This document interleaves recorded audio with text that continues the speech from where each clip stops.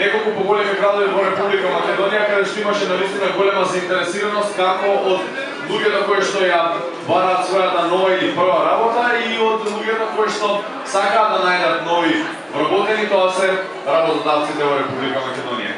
Денеска сите присутни ќе имаат можност да уживаат во се она што ќе го понудат повеќе од 50 компании во Домот на културата во Куманово, а и воедно ќе имаат можност сите оние кои што сакаат да дознаат нешто повеќе за мерките на владата на Република Македонија, да се информираат на овој бизнис форум кој што ќе се случува во 12 часот, како и на онаа средба за млади во 13 часот, каде што сите млади од Куманово ќе добијат можност да се информираат за тоа како полесно до своето прво вработување и што е она што се цени и што е она што се бара на пазарот на труд во Република Македонија.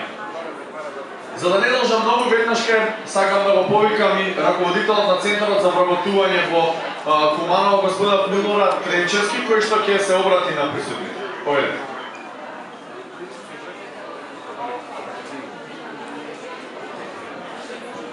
Добро ми дојдовте. Ето активностите на Агенцијата за вработување на Република Македонија и организирање на сајми кои ќе бидат традиционални во наредниот период. Ќе земат учество работодавачите од приватниот сектор, наравно средношколците и сите лица заинтересирани за вработување. На сајмот ќе присуствуваат и лица кои се заинтересирани за работа. Директорот Владко Поповски. Ви благодарам, господине.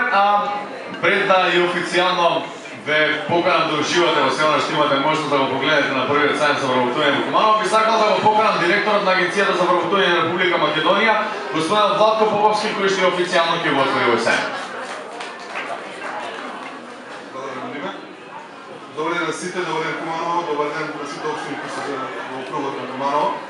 Денес сме тука да го последиме седмиот сајм поред на Агенцијата за вработување на владата на Република Македонија.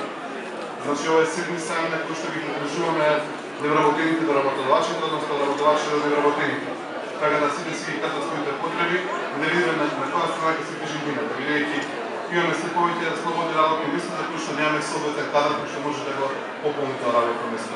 Ама тука се денеска и младите луѓе кои што за прв пат треба да изберат професија, треба да изберат училиште, каде ќе се запишат.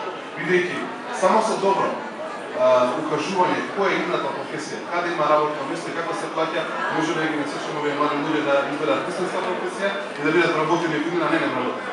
А воедно на сите оние што завршиле малку подобно образование, да ги насочиме кон која обука, кон која вештина се спремат да бидат побрзо вработени.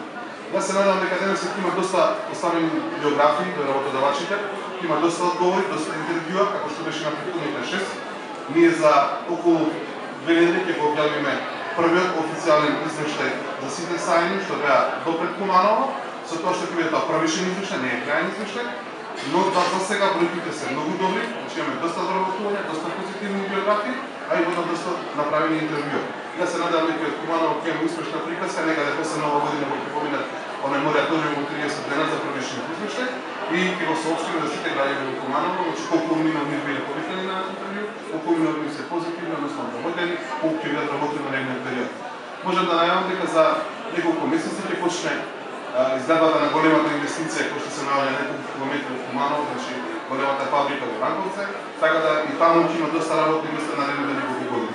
Така да се надевам дека денешниот ден ќе биде успешен, можам да кажам дека сајмот и официјално е отворен, да сите оние што се заинтересирани да побараат работа, односно да побараат работници. Благодарам на сите.